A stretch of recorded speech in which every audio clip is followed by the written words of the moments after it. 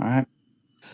Good evening. I just wanted to thank everyone for joining us. I'm going to go ahead and call our November 18th meeting to order at 7:17. And we'll go ahead and begin with the Pledge of Allegiance. If y'all will join me. I pledge allegiance to the flag of the United States of America and to the republic for which it stands, one nation, under God, indivisible, liberty, justice for all. As I've begun all of our meetings with, I'd like to begin with the mission of the Valley Park School District. Again, this is just to remind not only us, but those watching what our purpose is here for. Our mission is to provide a supportive, personalized environment in which students will grow strong intellectually, emotionally, physically, and socially today in preparation for tomorrow. And we're going to go ahead and start with 2.01, the learning report, Dr. Tim Dilge and the administration.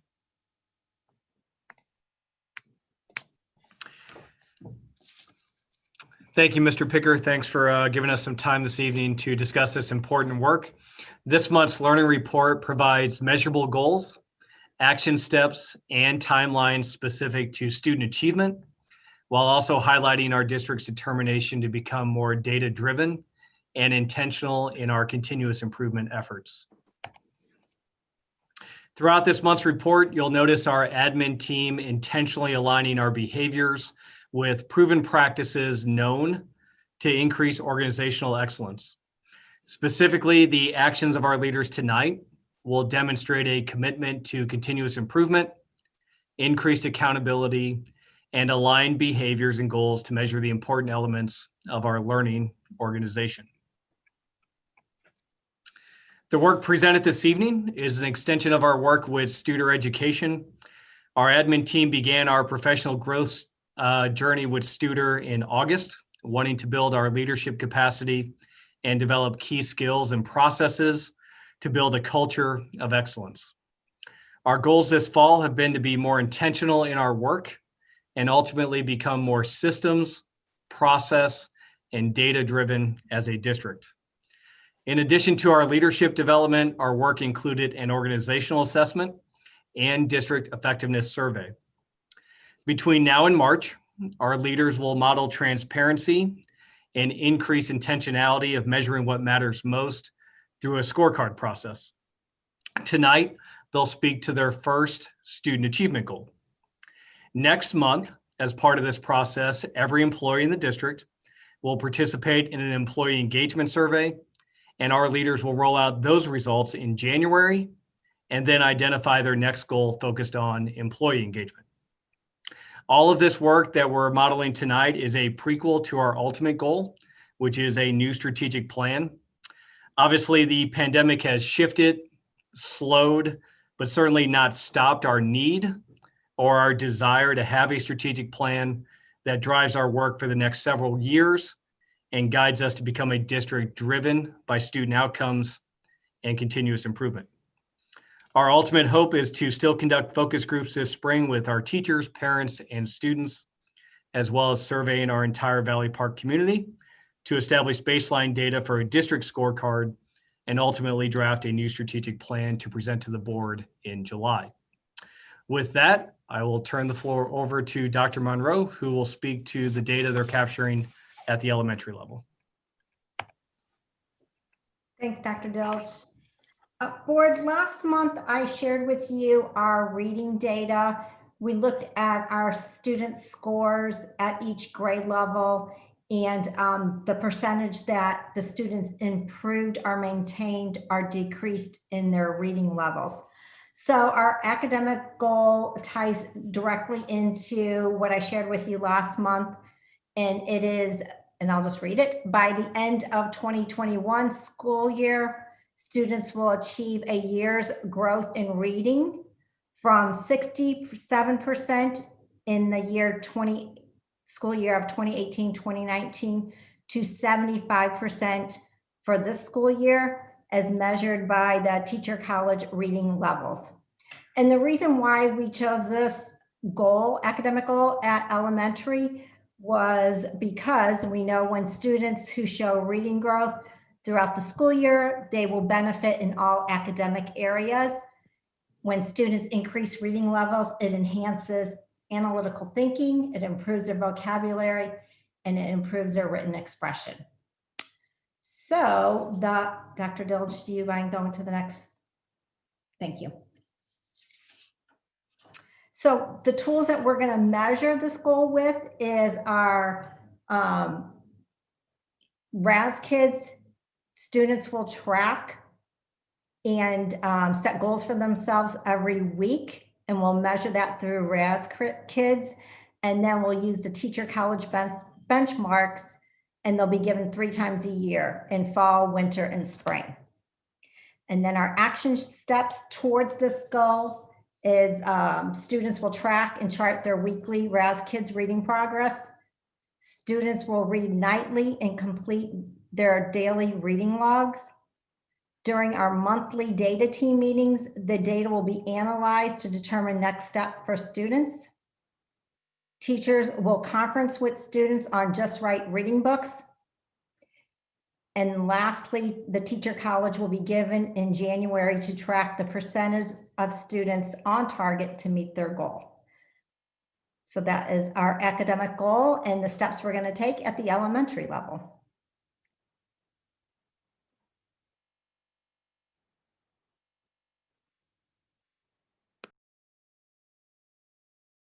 Unfortunately, Dr. Muzzy is unable to be with us tonight, so I'll just kind of briefly walk through the middle school goals. Ultimately, the middle school is looking for a 90% of the middle school students to demonstrate growth, also in the academic area of reading as measured by the FastBridge assessments and as determined by the benchmark spring test.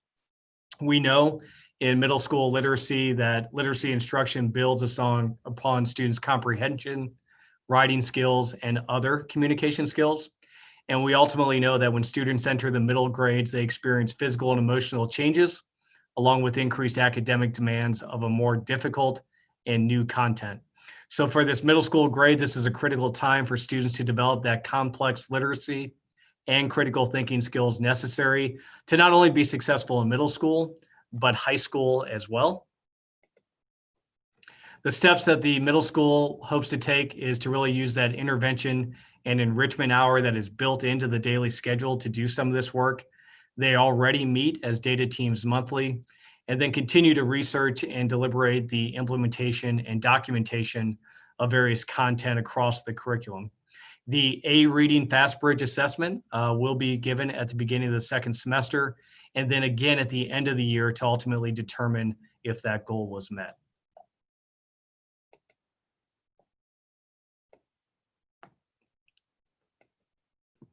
Dr. Lunan, you're up.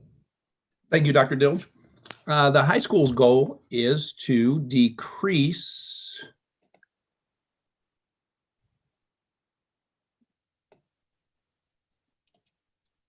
Is it moving, Dr. Dilge? On my slide, it's moved. Okay, it hasn't moved on mine. So there it goes. Thank you. Our goal is to decrease the amount of students with Fs at the high school by 10% at the end of the first and second semester in comparison to where we were during the 2019-2020 first and second semester. Of course, the reason behind this is we all know that academic success in high school is a great predictor of employment and opportunities following graduation. So very important to make sure our kids are progressing. So our goal, our action steps is we made an academic support team this fall that helps to support our most struggling students. We meet bi-weekly. We look at every student who has an F, and we use teacher data, standardized test data, and current interventions that our teachers are using in the classroom to then develop a plan to support the students. And of course, our staff then will continue to personalize that learning for each of those individual students. Currently, where we're at is 34% of our VPHS students have one or more Fs. At the end of the first semester last year, 24%. So we're a little behind based on the data we shared last month. You can see that our virtual learning was either very good or not so good for many of our kids. So this is not surprising data at this point, and we're continuing to try to chip away. During our 4th week of in-person learning, we have seen an increase in many of our students who had Fs. So we're excited about that, and we hope to be able to continue being in person as long as we can.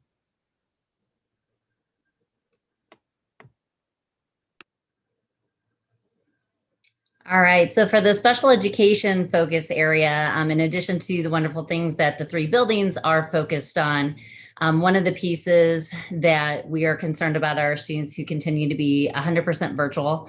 This includes our students who are at our technical school, and we just realized that that's a very high need focus for us right now.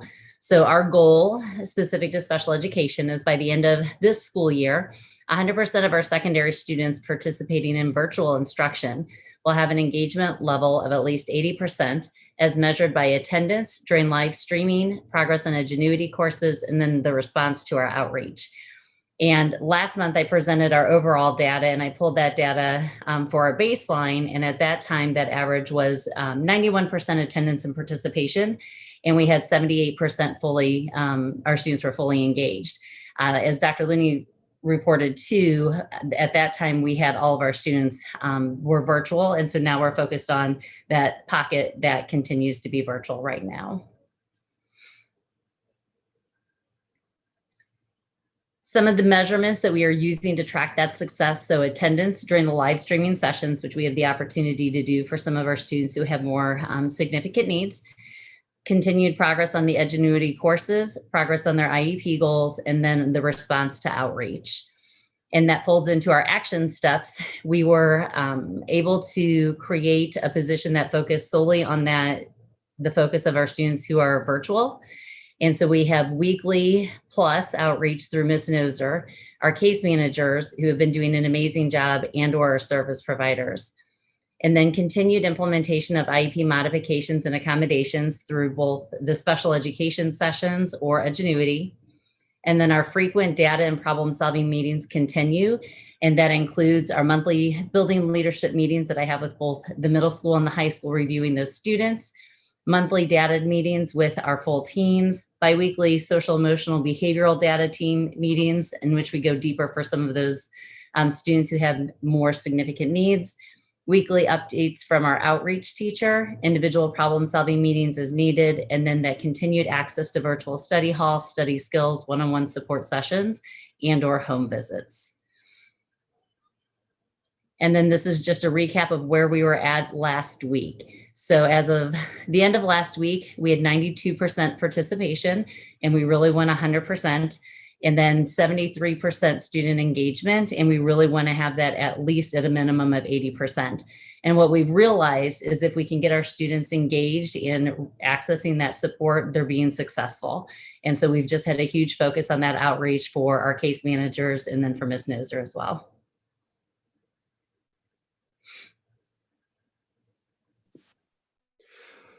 So we all know that when students are engaged outside of the classroom in activities and athletics, it can lead to numerous benefits for them, both in the short term in their high school career and in their long term. Dr. Dilge, if you wouldn't mind advancing the slide. So a successful student activities and athletics program accomplishes 5 goals. Number 1, it enhances student learning by teaching things that they may not see in the classroom, life skills, unique opportunities to experience success.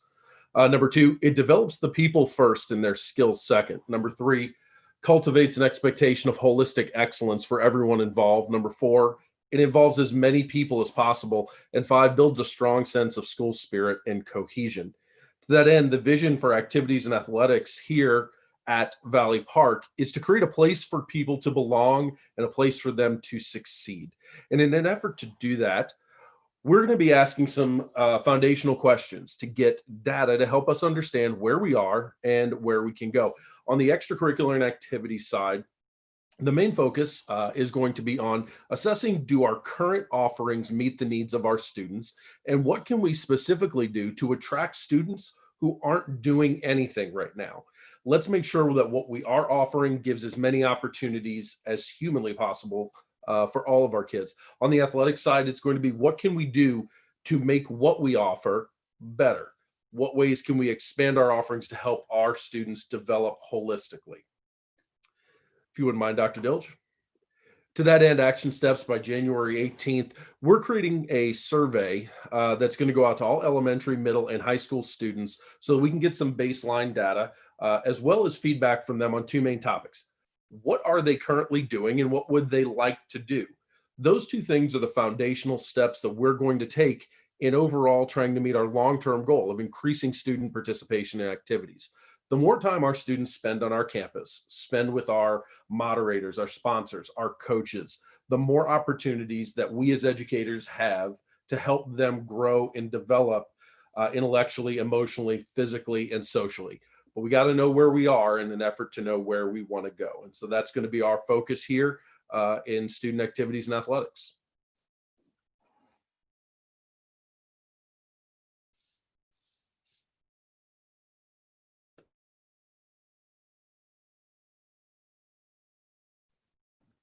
All right.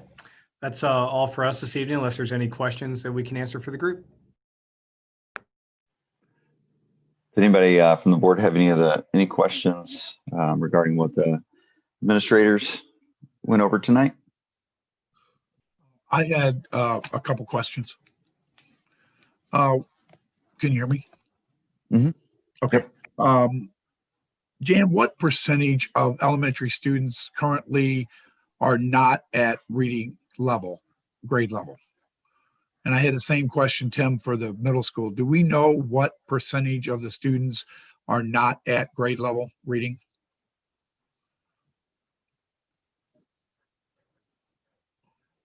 I do have that data, Pete. I don't think I have it here at home. Well, that's fine. I was just curious what benchmark we were using. If we knew what they were, then we know where we're going. That's the only thing I was asking. Right. So I do have all that data because we did baseline data on all the students. So, and I presented it to where they, if they improved or maintained or decreased from last January, but I can also give you the data on who's at their reading level based on their grade level. Right. Is that the baseline that you use? Is their grade level reading? Correct. Okay. That would be baseline data. Mm-hmm. Do you do that from 1st through 5th, or you don't include kindergarten, do you? We do different assessments on them. Okay. I didn't think so. Application, letter sound.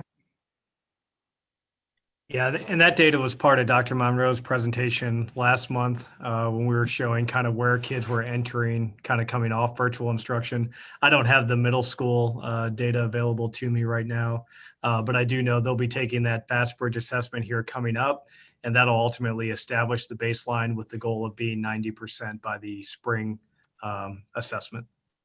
Is that 90% of the students at grade level or 90% of the students show improvement? I believe it's showing improvement from what their baseline mark is. Okay. Not necessarily at grade level. Mm-hmm. Correct. Right. Okay. Gotcha. All right. I have a question for Adam Hamilton about the survey that's going to go out. What is that going to look like? Are students going to be offered some options, maybe some ideas, and what are you guys thinking about?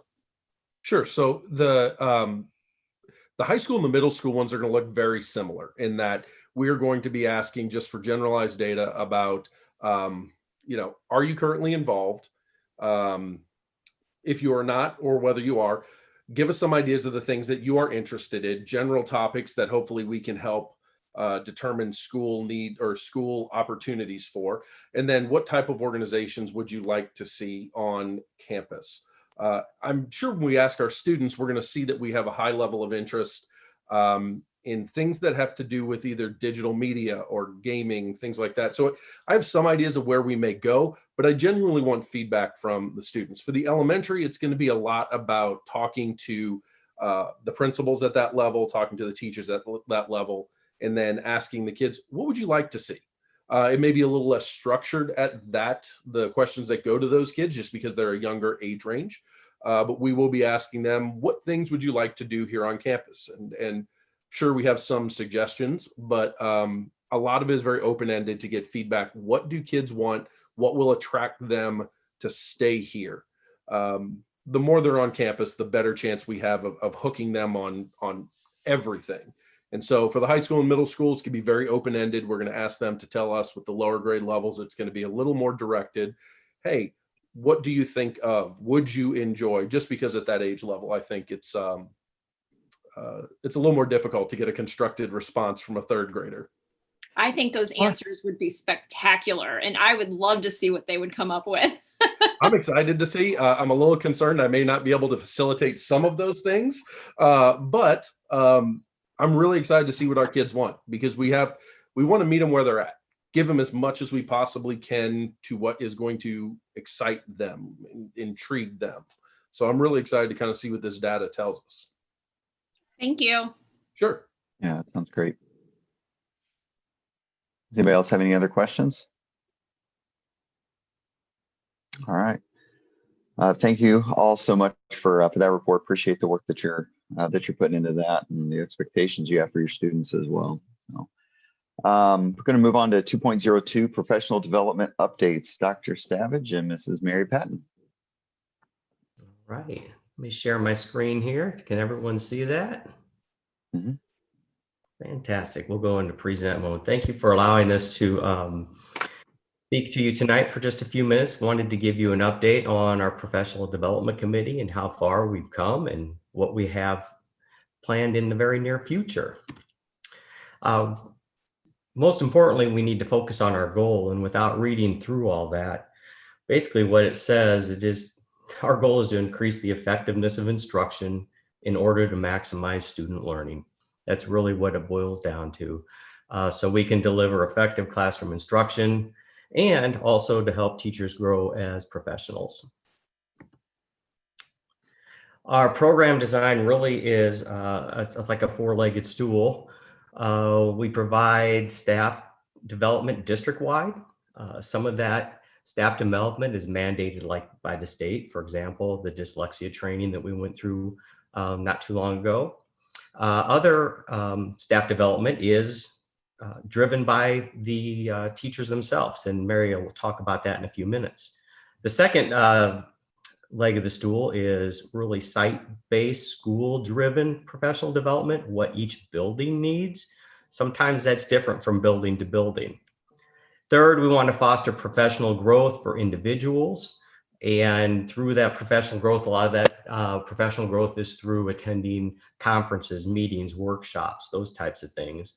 And then the fourth leg of the stool is mentoring, working with our new teachers and developing new teacher programs for all of our people that come into the profession with us.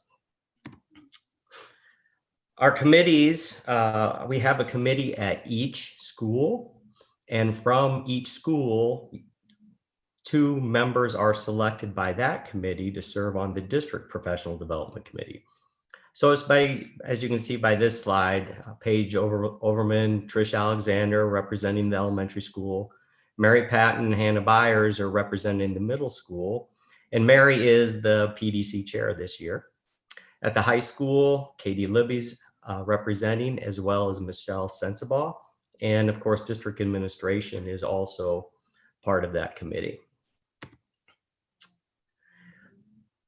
Our focus this year, and this was really developed from our faculty perception survey that we did about a year ago. Our 3 areas of focus are cultural responsive teaching, equity, infusion of technology into teaching, especially virtually now, and trauma-informed practices, which is social emotional learning. And just over there on the side of the screen, I'll let Mary talk a little bit more about that, but just 3 little pictures per se. SEL, taking care of the heart, technology in front of your computer, And we know this happens on Zoom all the time. You're on mute. Mhm. And then I'm going to let Mary talk a little bit more about blind spot as this addresses our culturally responsive teaching. Mary? Hi, thank you for letting us talk to you tonight about what we're working on with PDC. Tad and I have been working very closely this year with the PDC team. We're doing a book study on blind spot, which is exploring implicit biases that people have. We have our meeting dates already scheduled for the spring, well, next semester, starting in January, and they will be on Zoom, just not knowing where things are headed. And we would like to invite all the school board members to participate in this book study if they would like. If you would, either email Tad or I, and we will get you a book. And so Tad has started to distribute those books on campus to people this week to give people time to read the book in preparation for the book study next semester. So we would like for school board to participate if they would like. Next slide, please, Tad. Oh, and the information that was on that last slide, sorry, I was looking at my notes. Those 3 pillars per se came from a survey that was done last year. So that's where those 3 focuses came from. So what you see in front of you now is our PD calendar. So at the beginning of the year, in preparation for virtual learning, much time was spent on technology with help from our tech team, who I know has received many accolades because they did such a fabulous job getting us all ready. Another thing that happened that's not really listed here on this calendar, when we were virtual and we had those Fridays, there was a lot of collaboration, a lot of PD going on during those days to really enhance our technology instruction. And a lot of it was done by the tech team, but also by teachers collaborating with each other on Zoom. So that's been an especial bright spot out of this COVID situation. With using Zoom, we've been able to meet in unique ways. So that's been very exciting to see. So we also focused in kids returning to school and knowing that there might be some needs because of the virtual learning that went on in the spring. We had some PD that focused on the social emotional part. And then we also did in November, we did a dyslexia training, which is required by the state. And we've started to look at PD a little differently and trying to look at more self-guided PD, because with adult learners, we are learning that adult learners all come in different areas of expertise in their learning. So we set this up so that teachers had time to read some articles and podcasts and videos that we had curated, and then they could read that at their own on a PD day. And then there was time for them to meet in groups on Zoom to discuss what they learned. So we've got some really good feedback on that model, and Tad will share that with you in a minute. And then we also did some more social emotional on the 3rd, because it is something with kids coming back to in-person learning that we felt was important to address. So next slide, Tad, please. Okay. I switched it. Did it switch for you? Yes. Okay.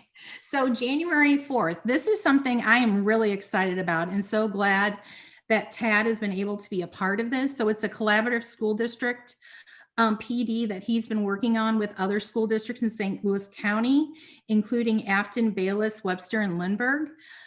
So what this will be is basically a consortium of all those school districts, including us, working together and developing our own PD with one another. The teachers received an invitation last week to present at this PD, and some of the goals that they have, including equity, is the same that we have. So we found many of our goals were similar, so it worked out to be something very beneficial. And I hope this is something that we can continue in the future, because being a small school district as we are, this allows our teachers to collaborate with other teachers in their specialty areas where they might otherwise be isolated. So this is a really great opportunity for us. And then in February, Dr. Michael Macklin, who is the new SSD equity coordinator, he's going to be presenting about culturally responsive teaching. And Tad and I have met with him several times. He was the one who recommended the Blind Spot book to us as a good starting point.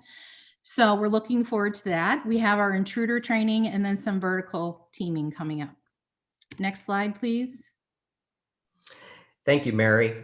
And Mary did mention just a little while ago, measuring what we do. That's one thing that we're trying to do in all our endeavors. And this is just a screenshot of one of the Mentimeter slides that we had teachers do at the end of our dyslexia training.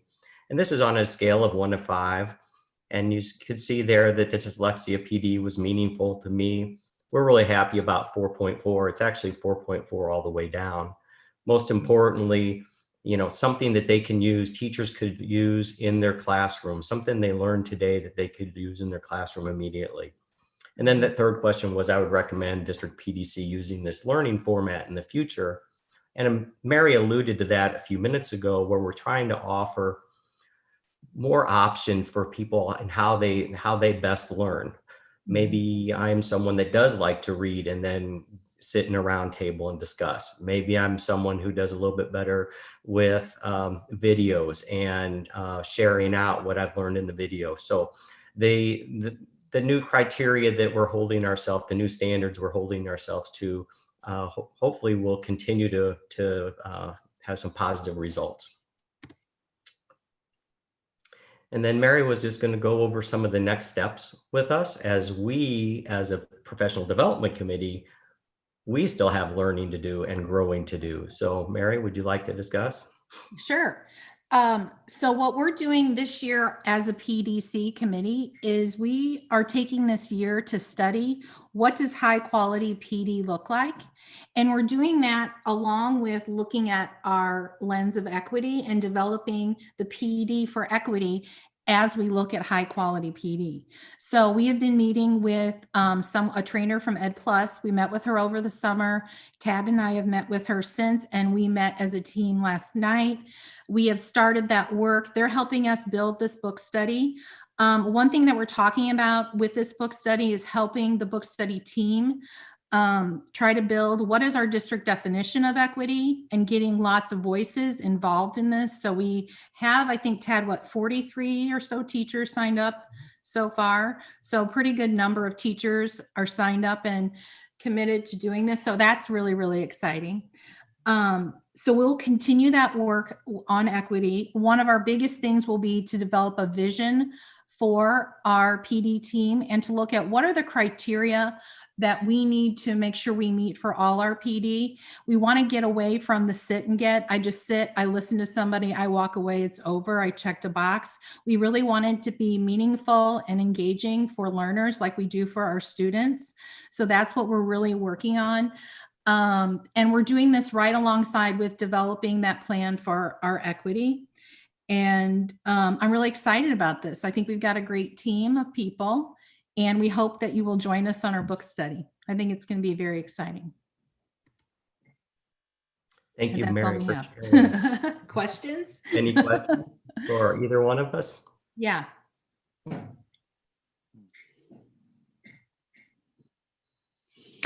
I was just going to say, I love to hear about the excitement that's surrounding the professional development. I think that's great, but also looking at different ways that teachers are learning as well. I love that you're doing that, because I know there's we have teachers at every level, from beginner to been there for 20 plus years, and so for them to nobody knows everything yet. So I really appreciate the work that you guys are doing in that, and being willing to look at new ways to do it. So thank you for your work that you're doing in that. Anybody else have any other questions or comments regarding the professional development? No? All right, you may have more coming your way. As of now, Tim, I believe we had no public comments from today, correct? That's correct. No submissions. No submissions for public comment. So we're going to go ahead and move down to 3.01, the approval of the agenda. I will go ahead and make a motion to approve the agenda. Can I have a second? Second. Okay. And we'll go ahead and do a roll call vote. We'll start with Adam. Aye. Della. Aye. Pete. Aye. Faye, Aye. Lisa, Aye. and Nicole. Aye. All right, we have an agenda. 4.0, we're going to go ahead and go through our consent items. I'll read down those and then we'll make a motion on that. But 4.01 is the approval of the regular session minutes from our October 28th meeting. 4.02 is the approval of the board candidate filing timeline. 4.03 is the adoption of the 2020 through 2025 St. Louis Regional Hazard Mitigation Plan Resolution. And so I will go ahead and make a motion to approve the consent items. Can I have a second?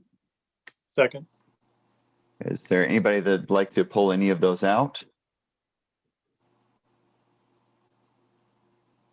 All right, not hearing that, we'll go ahead and take a roll call vote again. Della? Aye. Pete? Aye. Faye? Aye. Lisa? Aye. Nicole? Aye. Adam? Aye. I'm an aye as well. All right, so the consent items have been passed.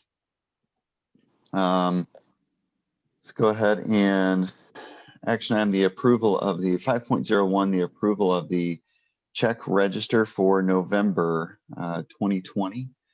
Anybody like to make a motion to approve that? I'll move to approve 5.01. We have a second. I'll second. Okay, are there any questions or did Susan need to share anything from that?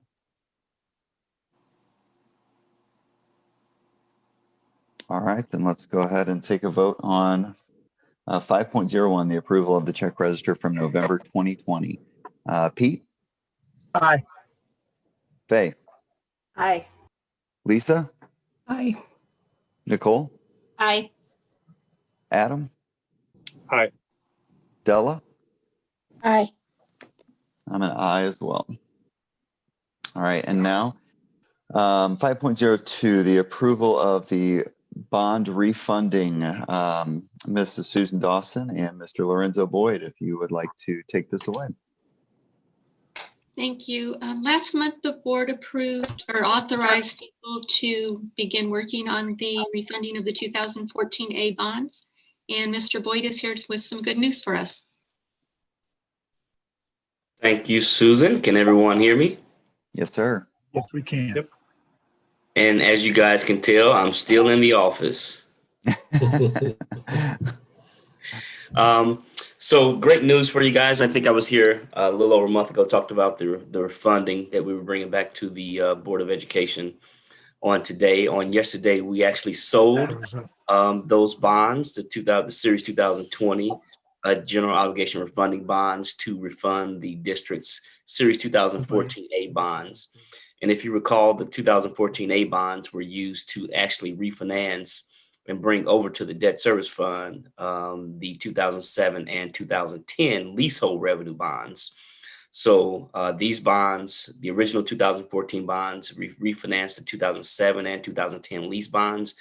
And right now we're issuing the 2020 bonds to actually refinance the 2014 bonds that were originally issued. We had really good news. I sent the summary along. I'm not sure if you guys saw the summary, but I'll go ahead and give you kind of the details. So we sold 6,435,000 of general obligation refunding bonds, and we received almost 19 million of orders. So we was almost 3 times oversubscribed. So that means there was a lot of demand for the school district's bonds. And as you know, with receiving almost 19 million of orders, we didn't have 19 million of bonds to allot. We only had 6.4 million. So we were able to lower the interest rates by about 5 to 11 basis points throughout the entire curve. These bonds went from 2021 through 2033. And so because we were able to lower interest rates about 5 to 11 basis points in every maturity, we were able to secure cash flow savings from 2021 through 2033 of over $1.1 million of savings over the next 12 years, which is a huge number to save over the next 12 years. And one of the things that we were most excited about too is we received a whole host of orders from new groups that previously had not invested in the Valley Park School District. One of them was Fifth Third Asset Management. And then we also received an order from Franklin Advisors and also Pine River Capital Management. They have not in the past bought some of the school district's bonds. So in addition to that, the district was affirmed its A+ underlying rating.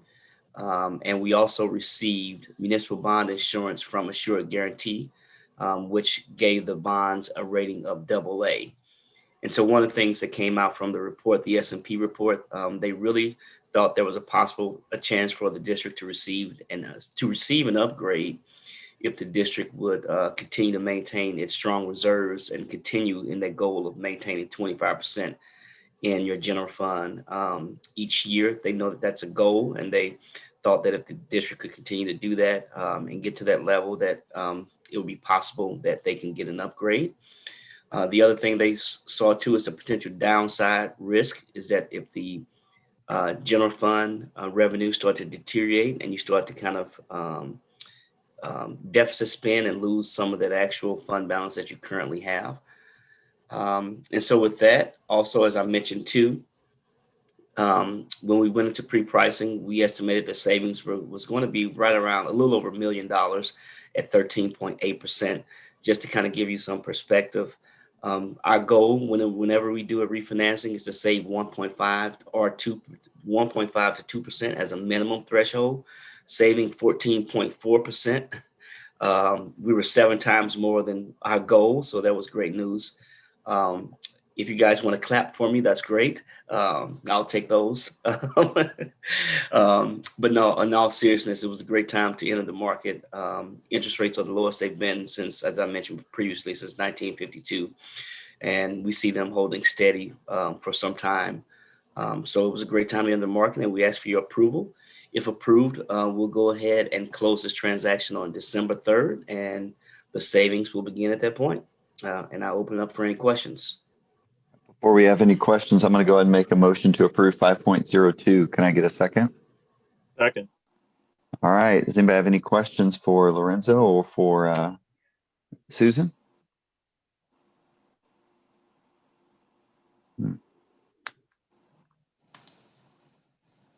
Any questions? Really appreciate y'all's work on this. I know that's great numbers, to say the least. So that's, I was very pleased. Yeah, that's fantastic. So, well, if there's no questions, then we'll go ahead and take a vote on the approval of this. Let's go ahead and we will start with Faye. Aye. Lisa. Aye. Nicole. Aye. Adam. Aye. Della. Aye. Pete. Pete, did I get you on that? I missed you.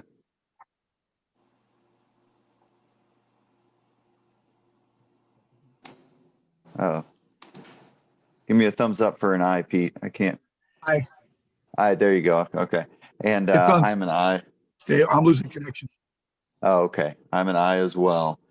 Again, so 5.02 is passed. Again, Lorenzo and Susan, we thank you so much for your work on this. And yeah, appreciate that very much. Great numbers. Yeah, thank you so much. Good to see. Thanks everyone, and everyone have a good evening. You as Thanks, well. Lorenzo. And I forgot Thanks, to mention one thing. We did have Eric Creech with Gilmore Bell, who's bond counsel, as you can see. I forgot to mention he's behind That's all all the right. as well. That's right, Lorenzo. Nobody wants to hear from the lawyer. Thank you all. Yes. All right. Take care, everyone. All right. Thank you. Thank you. See you. And Thanks again, Lorenzo. All right. Thanks, guys. Have a good evening. you too. Bye. On that note, can I get a motion to adjourn this meeting? I will make a motion All to right. adjourn. Pete, okay. Pete got the motion. Adam, would you like to give that a second? I will second that. All right, let's go ahead and get a vote. We'll get Lisa, Aye. Nicole, Aye. Adam, Aye. Della, Aye. Pete, Aye. and Faye. Aye. I'm an aye as well. The motion, the meeting is adjourned. Thank you all so much for joining us. Hope you have a fantastic evening. Good Thanksgiving. Thank you. Bye, Thanks, everybody. everybody.